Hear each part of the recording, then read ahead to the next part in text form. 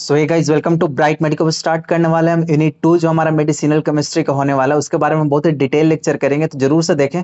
आज हम स्टार्ट करने वाले हैं introduction to autonomic nervous system. ठीक है, ऑटोनोमिक नर्वस सिस्टम के बारे में जानने वाले हैं और हम ये भी देखेंगे कि जो कैटेकोलोमिन्स है उसका बायोसिंथेसिस और उसका जो मेटाबॉलिज्म है किस तरह से होता है। तो आज स्टार्ट करने पहले हम बात करते हैं नर्वस सिस्टम के बारे में।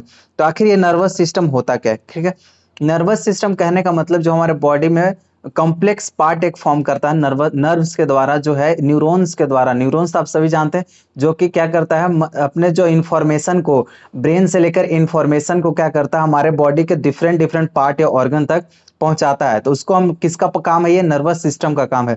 तो नर्वस सिस्टम आप क्लियरली देख सकते हो कि किसने पार्ट में डिवाइडेड है, हमारा दो पार्ट में डिवाइड है। पहला हमारा सेंट्रल नर्वस सिस्टम, दूसरा हमारा पेरिफेरल नर्वस सिस्टम। जो सेंट्रल नर्वस सिस्टम जो हमारे सेंटर में पाया जाएगा उसको हम क्या कहेंगे? Central nervous system. जैसे बात करें तो हमारा ब्रेन हो गया और क्या हो गया? स्पाइनल कोड हो गया।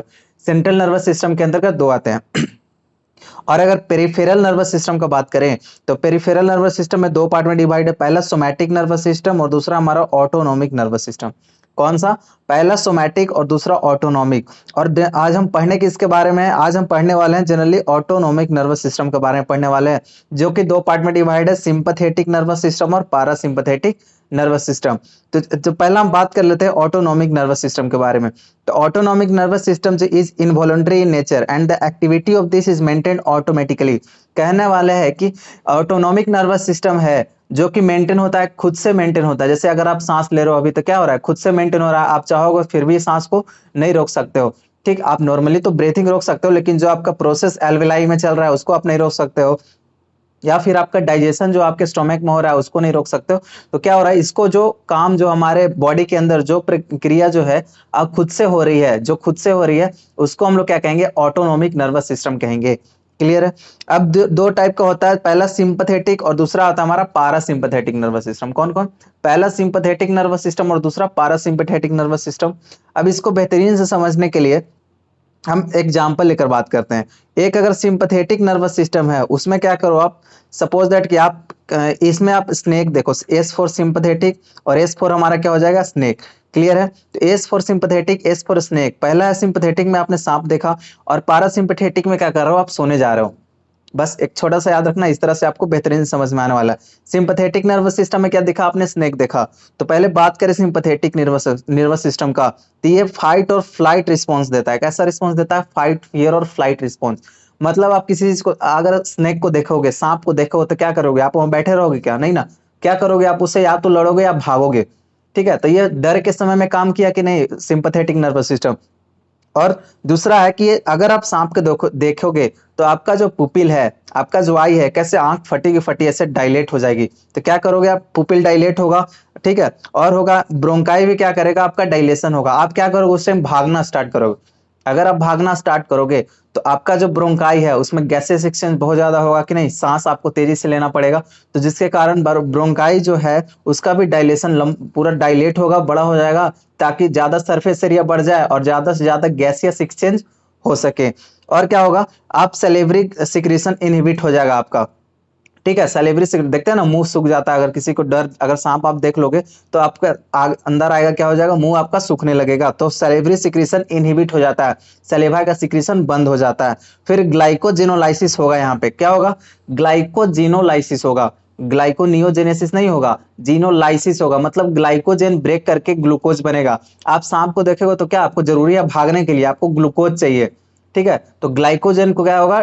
ग्लूकोज में ब्रेक डाउन होगा, और ग्लूकोज क्या करेगा? एनर्जी में ब्रेक डाउन होगा। तो इस तरह से क्या होगा? ग्लाइकोजेनोलाइसिस यहाँ पे होगा। और इनहिबिट करता है ब्लैडर कॉन्ट्रैक्शन का, मतलब आपका जो यूरिनरी ब्लैडर है वो कॉन्ट्रैक्ट नहीं होगा। अगर आप किसी सांप को देखते हो, आप सांप को बोलोगे क्या कि भैया रुक जाओ, 2 मिनट आता हूँ टॉयलेट करके? ऐसा नहीं है, और वो कॉन्ट्रैक्ट ही नहीं होने देगा। ठीक है, आपको क्या करना है? वहां पे भागना है। फिर टैकिकार्डिया होता है। टैकिकार्डिया क्या होता है? टैकिकार्डिया उसको कहते हैं, अगर हार्ट रेट, ध्यान देना है, अगर हार्ट रेट और ब्लड प्रेशर दोनों एक साथ बढ़ रहे हैं तो उसको हम लोग टैकिकार्डिया कहते हैं। क्लियर? स्वेट टैकिकार्डिया होगा। यहाँ पे हार्ट रेट, आप अगर भागोगे तो हार्ट रेट बढ़ेगा, हार्ट रेट बढ़ेगा तो ऑफकोर्स ब्लड प्रेशर भी बढ़ने वाला है।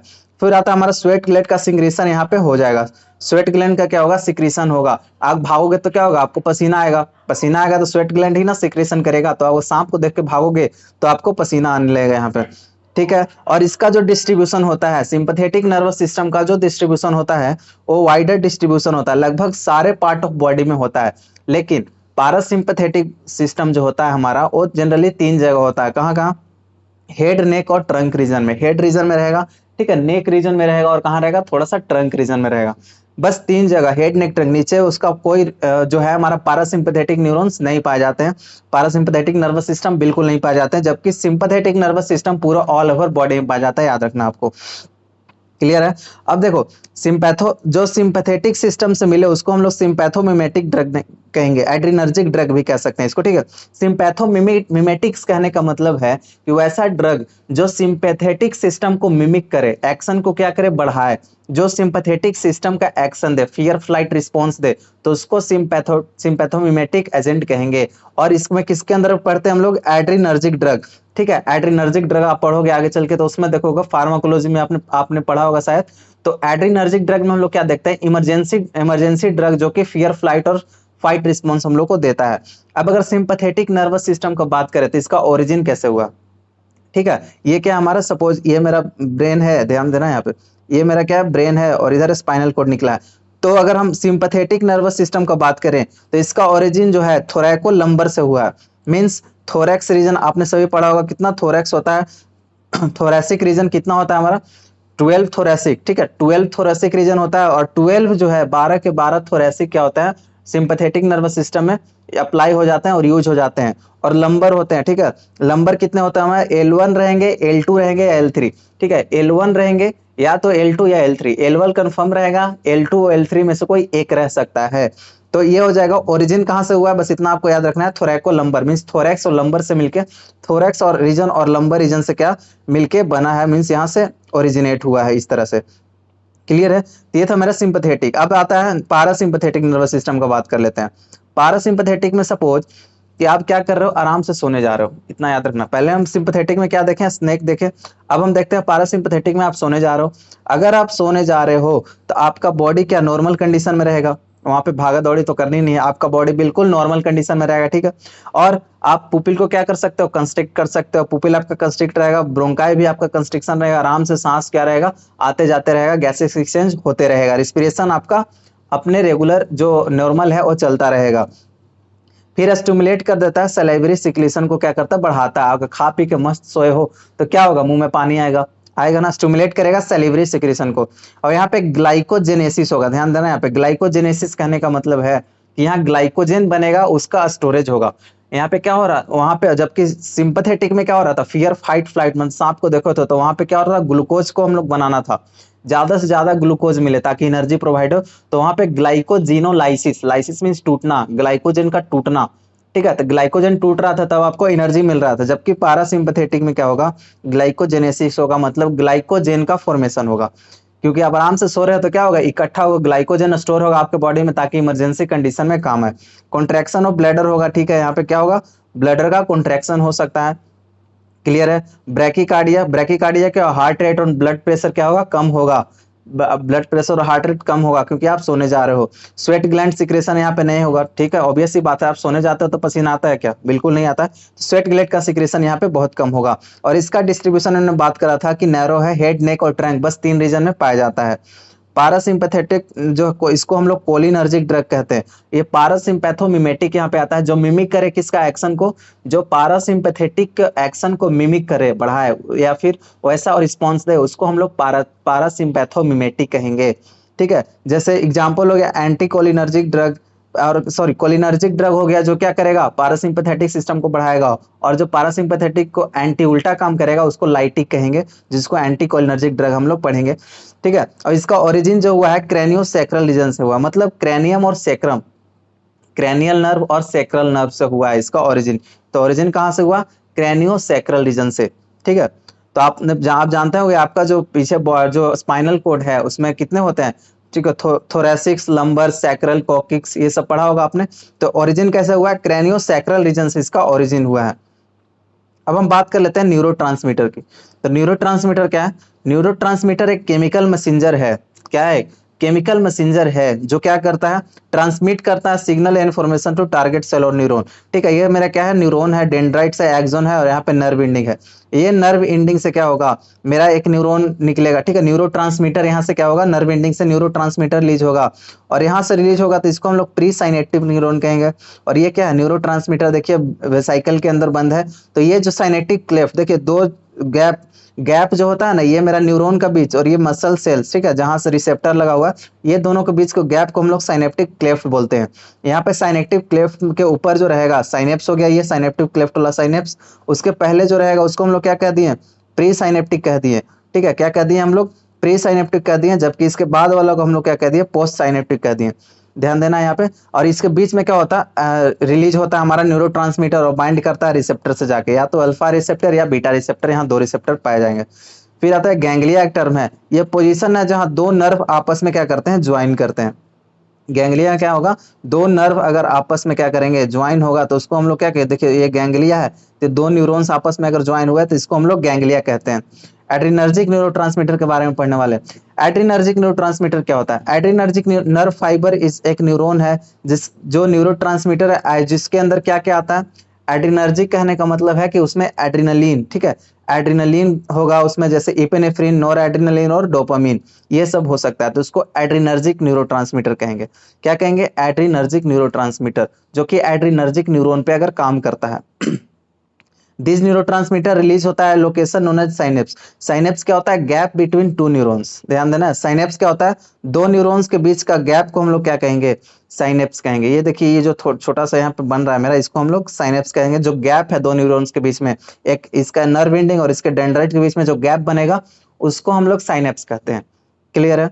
और synaptic cleft generally muscle cells, muscle जो सेल होते हैं जो या फिर इफेक्टर सेल या और न्यूरॉन्स के बीच के गैप को साइनेप्टिक क्लेफ्ट बोलते हैं। एड्रिनर्जिक नर्व फाइबर एक न्यूरॉन है जो कि न्यूरोट्रांसमीटर को रिलीज करता है। कौन कौन हो सकता है न्यूरोट्रांसमीटर, या तो एपिनेफ्रिन होंगे, नॉर एड्रिनलिन और डोपामिन हो सकते हैं। This neurotransmitter release at a location known as synapse पे, यहाँ पे कहाँ होंगे, साइनेप्स पे रिलीज होंगे, जो जंक्शन है between axon of one nerve cell and the dendrite of दूसरा। ठीक है, किसके बीच का जंक्शन है, एक नर्व सेल का एक्सन, ये इसका जो एक्सन है, एक्सन का नर्व एंडिंग का है, और दूसरे का डेंड्राइट, ये जो है इसका डेंड्राइट।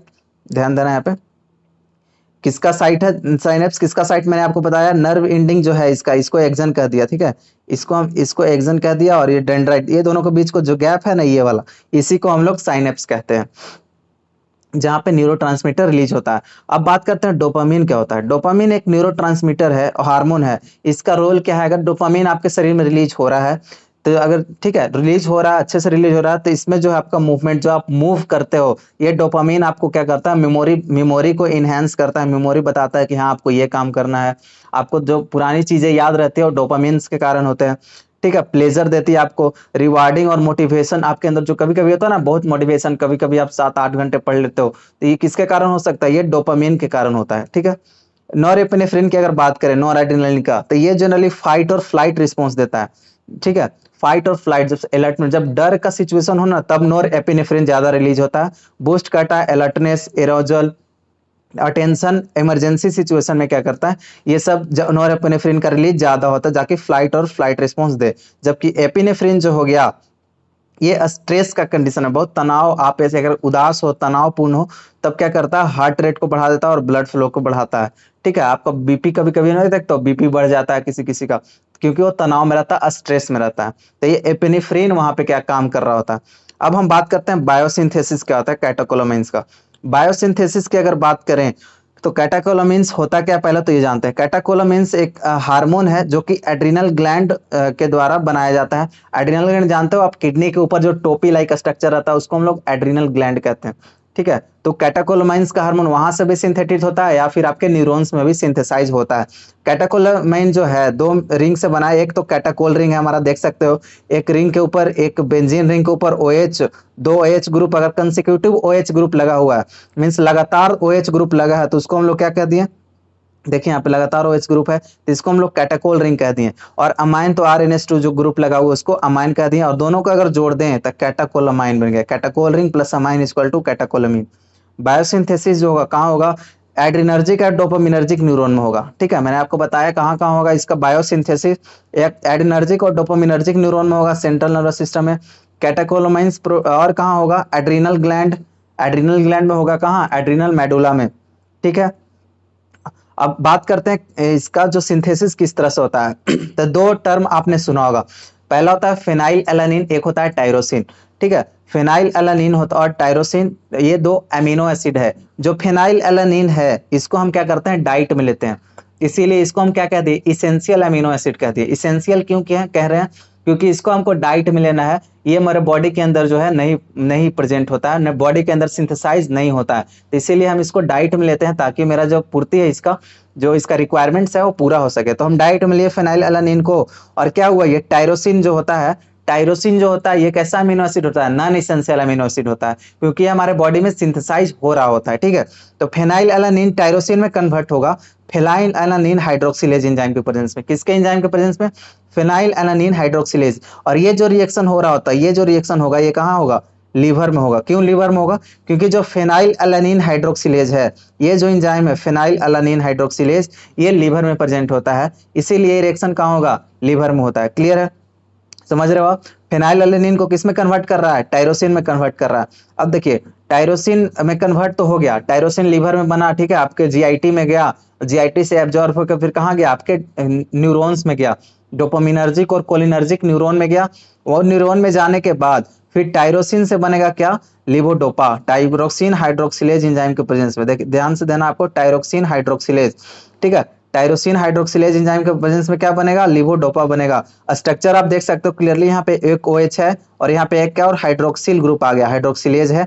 ठीक है, हाइड्रोक्सिलेज है तो क्या हुआ, एक और हाइड्रोक्सिल ग्रुप यहाँ पे आ जाएगा, तो इसको हम लोग एल डोपा कहेंगे, बाकी सब चीज सेम रहेगा इसका। क्लियर है, तो टायरोसिन से क्या बना, लिवोडोपा बना। अब देखिए लिवोडोपा जो है, ये जो रिएक्शन होता है टायरोसिन टू लिवोडोपा में, इसको हम लोग rate limiting structure, rate limiting step कहते हैं, क्योंकि ये जब से स्लो स्टेप होता है वो बहुत इंपॉर्टेंट स्टेप होता है, टायरोसिन से लिवोडोपा बनने का स्टेप। क्लियर है, अब देखिए लिवोडोपा में तो मेरा बन गया, अब लिवोडोपा से क्या होगा, लिवोडोपा से डोपा डी कार्बोक्सिलेज एंजाइम के प्रेजेंस में, किसका एंजाइम, कौन सा एंजाइम है, डोपा डी कार्बोक्सिलेज। इसके बाद डोपामीन बन जाएगा, डोपा डी कार्बोक्सिलेज, नाम से क्लियर चल रहा है, डी कार्बोक्सिलेज मींस कहीं ना कहीं इसमें से CO2 क्या हुआ, निकल गया, तो ये जो CO2 है ना यहाँ से निकल जाएगा और बाकी CH2 NH2 यहाँ पे मेरा बच जाएगा। देखिए यहाँ से डोपामीन का स्ट्रक्चर, इसका स्ट्रक्चर लगभग सेम है, बस डोपा डी कार्बोक्सिलेज एंजाइम के प्रेजेंस में डी कार्बोक्सिलेज मतलब CO2 को क्या कर दिया, निकाल दिया, इसीलिए डी कार्बोक्सिलेज यहाँ यूज कर रहे हैं। तो CO2 को अगर निकाल देगा तो क्या हो जाएगा, मेरा डोपामीन बन जाएगा और यहाँ पे COOH यहाँ से हट जाएगा, इसके कारण नॉर्मल ऐसा स्ट्रक्चर आपको आ जाएगा। क्लियर है, तो डोपा डिकार्बोक्सिलेज डोपामीन बना। अब जब डोपामीन बनता है तो डोपामीन जो क्या करता है ना, तुरंत जाकर वेसाइकल में जाकर अटैच हो जाता है, वेसाइकल में जाकर रेस्ट करने लगता है। नहीं, अगर नहीं करेगा तो क्या होगा, वहां पे एंजाइम प्रेजेंट होता है COMT और MAO, दो एंजाइम हम लोग आगे देखेंगे। एंजाइम प्रेजेंट होता है जो क्या करता है, उसको मेटाबोलाइज कर देता है। तो मेटाबोलिज्म से बचने के लिए डोपामीन क्या करता है, तुरंत वेसाइकल में जाकर पैक हो जाता है, बंद हो जाता है। अब डोपामीन जो है, डोपामीन बीटा हाइड्रोक्सिलेज, ध्यान देना है, डोपामीन बीटा हाइड्रोक्सिलेज। देखिए यहाँ पे फिर बीटा हाइड्रोक्सिलेज आया, मतलब बीटा कार्बन पे क्या लगेगा हमको, हाइड्रोक्सिल ग्रुप लगेगा। ये देखिए मेरा क्या है, ये अल्फा है, ये मेरा अल्फा ग्रुप है, ये जो है हमारा फंक्शनल ग्रुप है, इससे ये लगा अल्फा कार्बन, और ये मेरा क्या है, ये मेरा बीटा कार्बन। तो बीटा कार्बन पे मेरा OH ग्रुप है। ठीक है, तो इसीलिए बीटा डोपामाइन बीटा हाइड्रोक्सिलेज, तो ये क्या बन गया मेरा, नोर एपिनेफ्रिन या नोर एड्रिनलिन बन गया डोपामाइन बीटा हाइड्रोक्सिलेज के प्रेजेंस में। देखिए डोपामाइन बीटा हाइड्रोक्सिलेज में कुछ नहीं है, बस बीटा कार्बन पे मेरा क्या आ गया, बीटा कार्बन पे मेरा OH ग्रुप आकर के यहाँ पे अटैच हो गया यहाँ पे। ठीक है, अब एन मिथाइल ट्रांसपोर्ट, देखिए नोरेपिनेफ्रिन तो हो गया, अब एक एंजाइम है एन मिथाइल ट्रांसफरेज। मिथाइलेशन में आपने पढ़ा था कि जो है नोरेपिनेफ्रिन से एपिनेफ्रिन कैसे बनता है, तो ये मिथाइल एन पे कुछ नहीं है, बस जो एन ग्रुप है यहाँ पे एन मिथाइल ट्रांसफरेज, मतलब एन पे क्या आ जाएगा, एक CH3 ग्रुप का मिथाइलेशन आ जाएगा, मतलब CH3 ग्रुप ऐड हो जाएगा तो क्या बनेगा, एपिनेफ्रिन बनेगा। ध्यान देना, यहाँ स्ट्रक्चर देखिए सिमिलर है, सब कुछ सिमिलर है, बस CHOH CH2 NH, एन पे क्या आ गया मेरा, CH3 आ जाएगा, मतलब एन मिथाइल पे क्या आ गया, ट्रांसफरेज हो गया, किसका, एन पर किसका ट्रांसफर हुआ है, मिथाइल ग्रुप का ट्रांसफर हो गया, इसीलिए हमको एन मिथाइल ट्रांसफरेज कहते हैं। क्लियर, अब बात हो गया रिलीज। अब रिलीज कैसे हुआ, नोरेड्रेनालिन जो हमारा नर्व एंडिंग में बना, वो स्टोर होता है वेसिकल में एटीपी कॉम्प्लेक्स के फॉर्म में। फिर उसके बाद क्या होता है, साइटोप्लाज्म में जाता है, फिर वहां से डिफ्यूज होता है और फिर वहां से एड्रेनलिन या तो नॉर एड्रेनलिन जो बना है, नॉर एपिनेफ्रिन जो बना है और डायरेक्टली पास हो जाएगा, अगर जरूरत पड़े तो न्यूरोट्रांसमीटर के रूप में निकल जाएगा हमारा साइनेप्टिक क्लेफ्ट में। नहीं तो क्या होता है, वहां पे मिथाइलेशन हो जाता है उसका और फिर एड्रेनलिन का प्रेजेंट एड्रेनलिन बन जाता है और एड्रेनलिन बनने के बाद फिर से स्टोर हो जाता है और काम पड़ने पे फिर से न्यूरोट्रांसमीटर के रूप में रिलीज होता है। ध्यान देना यहाँ पे, समझिए पहले क्या हुआ, टायरोसिन जो हम फेनाइलएलेनिन से टायरोसिन कहाँ बना था, लीवर में बना था। लीवर में बनने के बाद मेरा क्या आ गया, डोपिन यहाँ पे मेरा न्यूरॉन्स में आ गया, टायरोसिन न्यूरॉन में आएगा। टायरोसिन हाइड्रोलिसिस प्रेजेंस में क्या हुआ, लीवोडोपा बना। ठीक है, levodopa for dopa D carboxylase enzyme के प्रेजेंस में मेरा डोपामीन बना। फिर डोपामीन क्या होता है ना, तुरंत हमारा स्टोर हो जाता है वेसिकल में। क्यों, क्योंकि यहाँ पे दो एंजाइम प्रेजेंट होता है, एम माओ, ठीक है, माओ और COMT, माओ और COMT दो एंजाइम होता है, मोनोअमीन ऑक्सीडेज, आप लिख सकते हो इसको मोनोअमीन ऑक्सीडेज या फिर कैटेकोल ओ मिथाइल ट्रांसफरेज। ये दो एंजाइम होता है जो कि डोपामिन को क्या करता है, मेटाबोलाइज कर देता है। फिर वेसिकल के अंदर ही ध्यान देना है, वेसिकल के अंदर में क्या होता है, डोपामिन जो है वो नोर एड्रेनलिन में कन्वर्ट होता है। किस में कन्वर्ट होता है, नोर एड्रेनलिन में कन्वर्ट होता है और नोर एड्रेनलिन में फिर मिथाइलेशन होकर क्या बनता है, एड्रेनलिन बनता है। ये सब नोर एड्रेनलिन और एड्रेनलिन वेसिकल के अंदर ही बनता है। क्लियर है।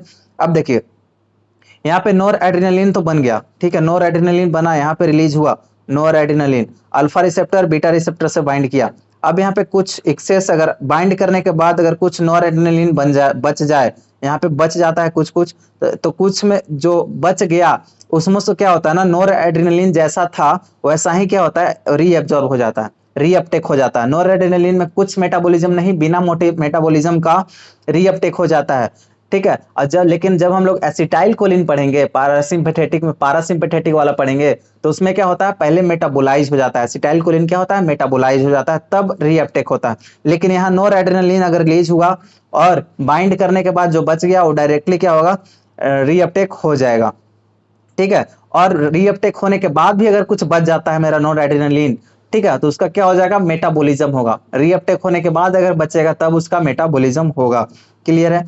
तो ये था हमारा क्या, रिसेप्टर से बाइंड किया अल्फा बीटा, तब एड्रेनलिन इंटर करता है किसमें, क्रोमोफिन ग्रेनुअल और स्टोर हो जाता है। फिर से वहां पे रीअपटेक होने के बाद स्टोर हो जाएगा।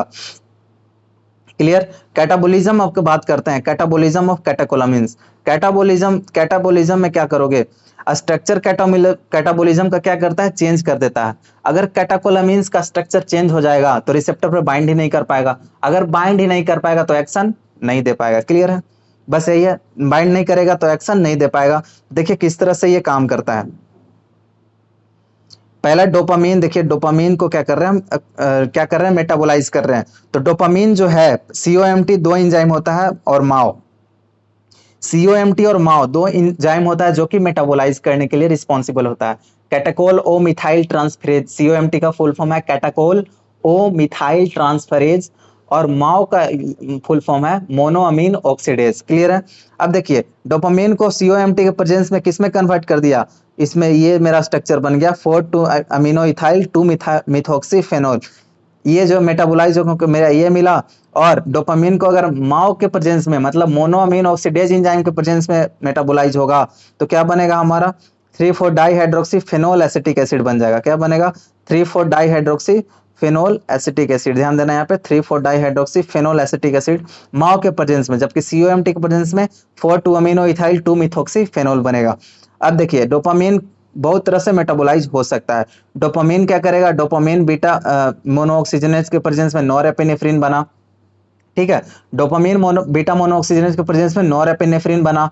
अब नॉरएपिनेफ्रिन बनने के बाद या तो नॉरएपिनेफ्रिन मोनोअमीन ऑक्सीडेज के प्रेजेंस में डायरेक्टली क्या हो जाए, कन्वर्ट हो जाए किसमें, 3,4 dihydroxy mandelic acid, 3,4 dihydroxy mandelic acid में या तो डायरेक्टली कन्वर्ट हो जाए, नहीं तो फिर नॉरएपिनेफ्रिन किस में कन्वर्ट होता है, एपिनेफ्रिन में कन्वर्ट होता है, phenyl ethanol amine N methyl transferase.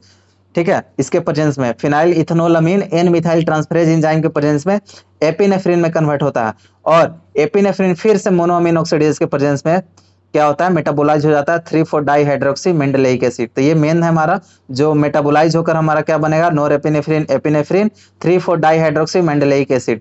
तीनों मेटाबोलाइज होकर मेरा क्या बनता है 3,4 डाइहाइड्रोक्सी मेंडेलिक एसिड। और डोपामिन का अगर आप अलग से याद रखो तो COMT के प्रेजेंस में 4,2 अमीनो इथाइल 2 मेथॉक्सीफेनॉल बनेगा, और मोनोअमीनो एक्सोडेज के प्रेजेंस में क्या बनेगा 3,4 डाइहाइड्रोक्सी फेनोल एसिटिक एसिड बन जाएगा। क्लियर है? तो ये हमारा क्या था, ये हमारा जो था कि कैसे जो है हमारा जो कैटेकोलामाइंस है उसका क्या हुआ है मेटाबॉलिज्म होकर हमको क्या क्या मिला है। तो इस तरह से भी चल सकता है हमारा साइकिल, या फिर डायरेक्टली आप माओ और COMT को याद रख सकते हो। लेकिन दो आपको मेजर एंजाइम कौन याद रखता है, माओ मोनोअमीन ऑक्सीडेज और कैटाकोल ओ मिथाइल ट्रांसफरेज, जो कि क्या करता है जो मेरा जो कैटेकोलामाइंस है उसको क्या करता है मेटाबॉलिज्म करता है या कैटाबॉलिज्म करता है उसको बोल सकते हो। क्लियर है? तो होप सो आपको ये लेक्चर समझ में आया होगा। अगर आप चैनल पर नए हैं तो सब्सक्राइब करना ना भूले, ताकि हर एक अपडेट आप तक सबसे पहले पहुंचे। और अगर आपको नोट्स चाहिए तो आप हमारे वेबसाइट पे विजिट कर सकते हो क्वालिटी नोट्स के लिए www.brightmedico.com, और हमारा डिस्क्रिप्शन बॉक्स में व्हाट्सएप और टेलीग्राम का लिंक दिया गया है, तो आप जरूर से ज्वाइन कर ले, वहां आपको लेटेस्ट अपडेट और भी बहुत कुछ प्रोवाइड किए जाते हैं। तब तक पढ़ते रहे, ऑल द वेरी बेस्ट।